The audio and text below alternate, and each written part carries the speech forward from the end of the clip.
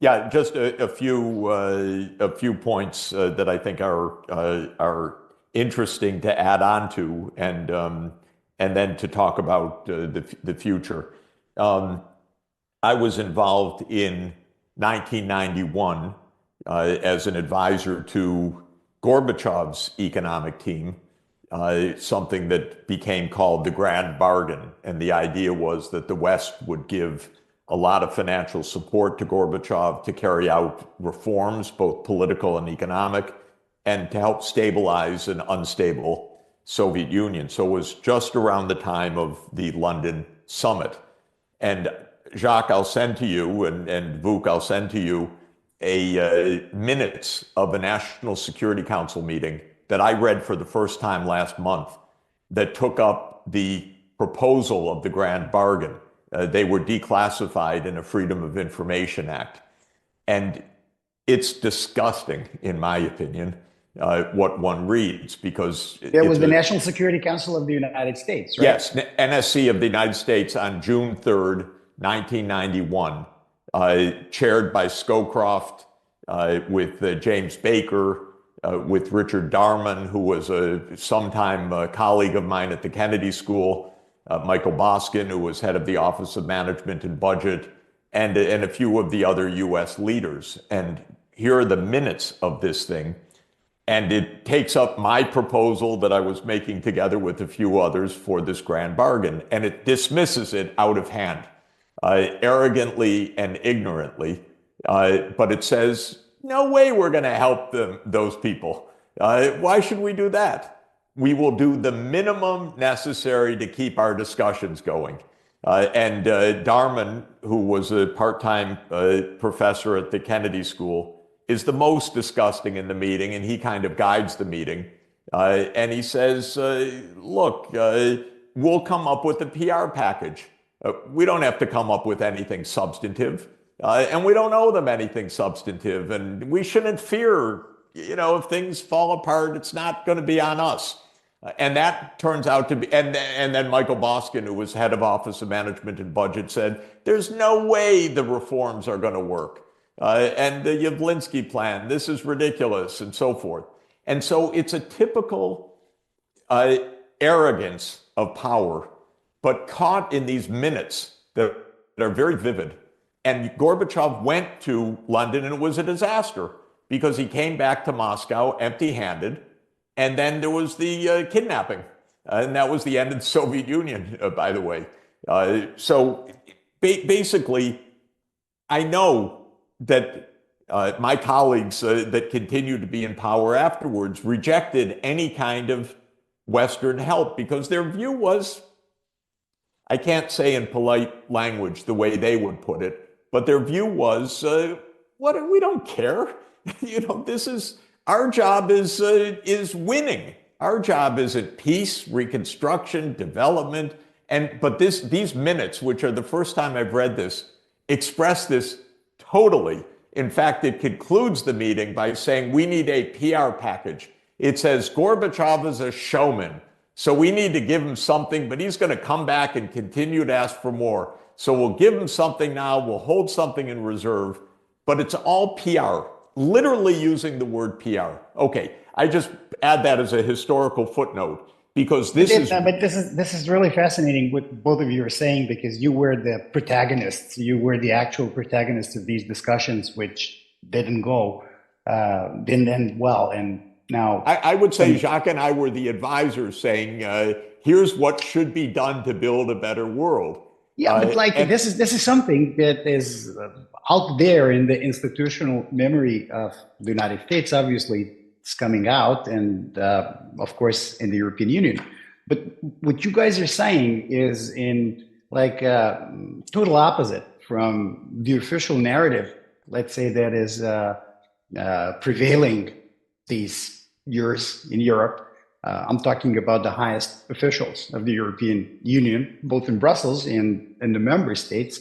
You have von der Leyen as the head of the Commission. You have Kaja Kallas as the External Affairs Commissioner. You have presidents and prime ministers of the European states and the United Kingdom who are framing this conflict with Russia in completely different ways and different colors, and basically saying that there's like a white and black thing, and Yeah. that there's like an obvious villain, which is Putin and Russia, and No, but there's like. we should not go to black and white in this sense.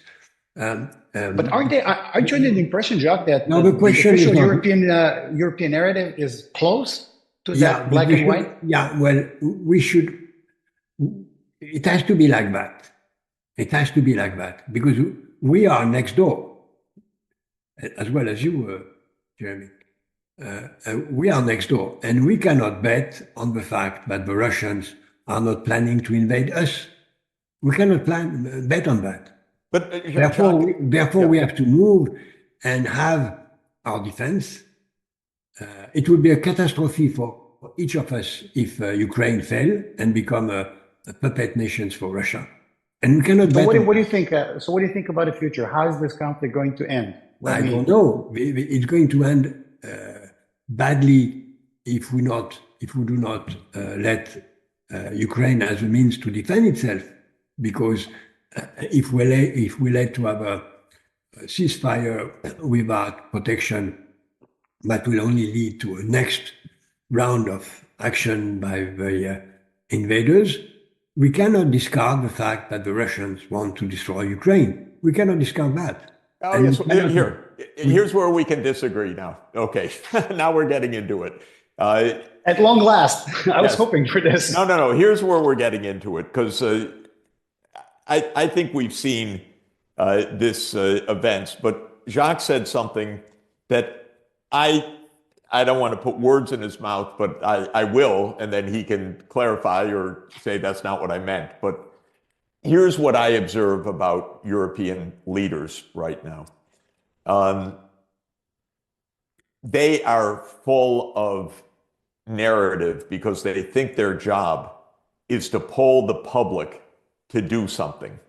So I'm in favor, just to be clear, of Europe building its military and building its strategic autonomy. I'm not saying demilitarize, trust. I'm not a dove. I would spend more. I would buy European things, not American things. I would build Europe's technological capacity. I would do what I think in a clumsy way Macron is trying to express, and that is to extend the French nuclear deterrence over Europe and so forth. I would do all those things, but I would not do it by the way that Starmer and Macron are doing it, which is Russia's a mortal threat to us and they're about to invade and so forth. That kind of talk is false and self-fulfilling. And you build a defense as a defense and a deterrence, but not by jacking up the rhetoric to the boiling point. But the European politicians that I know are very weak, very unconvincing, and they think they need to use hyperbole to do what should be done normally. So I would express it as saying, yeah, Europe should be independent, autonomous, secure, nuclear deterrent. We're not afraid of Russia invading us right now. They have spent 3 years and maybe they're almost going to take the Donbass, maybe. But they're not about to invade Paris, and that's not what we're talking about. We're talking about the next 50 years of Europe's role in the world, and it's responsible for us not to depend on the United States, and one needs a military force. Very measured, not threatening, not calling Putin the gravest threat to European security. I don't believe it for a moment. And if the temperature were kept down, the U.S. wouldn't walk away also. The U.S. will walk away from Europe if Europe is warmongering. I'll be the first to say it. If the rhetoric remains as crazy as it's been from Macron and from Starmer, I'd be the first to say in the United States, shit, sorry, but I'd say I'm not defending that crazy continent that wants to go to war with Russia. I don't want No, nuclear. no, But that's Jeffrey. Macron's rhetoric No, is let me speak. so Let me speak. irresponsible. I don't Let think me I, let's I don't think I have hear my Jacques fair rebuttal. share of the time in this conversation. Sure. Let me speak. It's out of question. No European wants to go to war with Russia. As I said, I consider Russia as a friend, as a potential member of the European Union. But we cannot take the risk of letting Russia, led by Putin, as it is today, invade and organize a collapse of Ukraine and go further in Moldavia, Romania, Baltic states. That will be impossible. I agree. Well, we cannot take that risk. No. But just Therefore, to say, then, but you no, added no. Let me speak. We cannot take that risk. And in order not to take that risk, we have to say that this is a potential risk. We keep in mind, and this is in the DNA of Europe, but we didn't have this behavior in 1936 when Hitler invaded the Ruhr, a part of Germany, which was demilitarized. And we said nothing. At this moment, there was no German army, and it would have been very easy to get rid of Hitler. And then we don't want to be in the same situation of losing a window of opportunity and begin to react when it is too late. In 1939, it was too late, and the French was invaded. That's the reason why the French are saying we must move and we must act as if this is behind the mind of the Russians to do it. We cannot take the risk. It's a too heavy risk to discard this probability, even if this probability is very low. Okay. But do you think, Jack, that, like, of course, not discarding this possibility is a very responsible thing to have in mind. But when it comes to rhetoric, if you keep putting it, front and center, don't you think that, as Jeff said, this becomes like a self-fulfilling thing? No, it kind of accelerates the adverse action against each other. Jeff said that simultaneously it's impossible and self-fulfilling prophecy. I don't know when it is impossible, how can it be a self-fulfilling prophecy? But you have to remind that President Macron went to see Putin twice and tried hard to get an agreement, and with zero result. But I can explain that. Now we have to take the facts. I agree that sometimes there are some too aggressive statements, even too aggressive statements by Europeans, including myself, against Trump. We have to take care of that. But we are alone. And as alone, the fear is the condition for speed. If we don't have a fear, we will relax. We say, okay, we have time. We can take 20 years to organize a rearmament, and we will never succeed. We will not forget what happened in the 40s. Okay, this is where we practically disagree on a few key things. First, I do not want to instrumentalize fear because it becomes self-fulfilling. If you use fear to break the German budget limit, for example, if you use fear for that, because these are bad politicians and they are simple-minded in my view, they use fear, and then what they say is we're going to war. We have to prepare for war. War is coming. We're in danger. Okay, this is why I don't want to do this, because there's a basic concept of the security dilemma. The security dilemma says you do things for your defense, but they're misinterpreted as offense by the other, and you end up in a disaster, inadvertent. Now, I had a conversation with a European leader a couple of days ago who said, we talked about the NATO enlargement. I said, this is a huge, huge mistake, the whole NATO enlargement thing. And he said, NATO's not enlarging, Jeff. It's not going to enlarge to Ukraine. I said, why don't you say so publicly? And he said, no, we can't say so publicly. And I said to him, if this is how you think our countries operate, that you say to me something fundamentally different from what you say in public, and you think No, this but is there is going no to... question. Jeff, you're wrong. Nobody thinks that Ukraine should join NATO. Everybody says it every day, Jacques. No, it's not true. They do. I could cite 1,000 messages from Stoltenberg, from Rutte, from Starmer, who just said it in a 100-year security agreement with Ukraine, that Ukraine will be part of NATO. These are jerks, as far as I'm concerned. They do say it publicly. You exaggerate. It's not jerks, it's politics, and they can think it. It's quite respectable. I don't think it is needed as we speak, and I don't think it is on the table, and therefore it's not a question of discussing that. But Jacques, just to say, we could put 100 statements by European leaders that Ukraine will join NATO from the past year easily. And if you're telling me those are just statements, that has nothing to do with the question. The question is that yes, it does. It has to do with the political reality. What is the intention? If it's all lies, how can politicians stand and lie every day? Just a second. They sometimes do. They often do, as a matter of fact. No, but how dangerous it is. They also get us into wars. No. But today, Ukraine is fighting with the support of US. And it's enough. It's enough.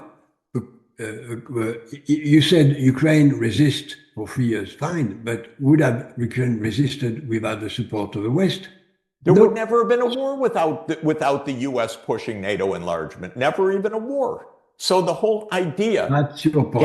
Can I just interrupt this conversation here and then ask you, as we had discussed previously, because we're coming to an end, unfortunately for me. I really enjoyed this conversation. I hope both of you enjoyed too. But I'd like to ask you like a blitz round of questions in which we're not going to get into the detailed explanation. Well, actually, no explanation whatsoever. I'm going to ask you to give a yes or a no answer. And then knowing that it's sometimes impossible to give a yes or a no answer, I'm going to give you a third option to say veto. I mean, France is a veto power in the Security Council. The US is as well, and perhaps US is using the veto more often than France. But I'm going to give you an opportunity to say yes, no, or a veto because it's too complicated. And I'm going to ask you the same questions to all of you. So I'll dive into it right away. Yes, no, or veto. And I'm going to start by Jacques, asking him, in your opinion, is the war in Ukraine the last hot war that is going to be fought in Europe in the next 10 years? Of course not. And Jeff? No? Yes. Jeff? Yes. Yes, that's the last one. So you disagree.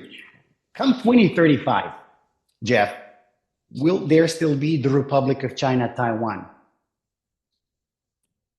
There will be a republic, but it will be part of a unified China. So the answer is no. The answer is no. And well, as an independent country, it's not independent even today. In which year did you say? 2035. Or 2035, I think they will be united, but maybe they will be united in a democratic China. Oh, wow. Now, is the European Union facing an existential crisis, Jacques? No. Jeff? Yes. Wow. And now another question, which I think do you have by the way, interesting. I'm a fan of the European Union, but I think do you have the same question for the US? Because we can say that US is facing an existential question. We're going to get to some things related to the US later, but are the United Kingdom and France going to be among the permanent members of the Security Council in 10 years from now, if there is a UN in 10 years from now? The question is yes, because it's impossible to change it. Unfortunately. Jeff? I think the European Union will have a permanent seat.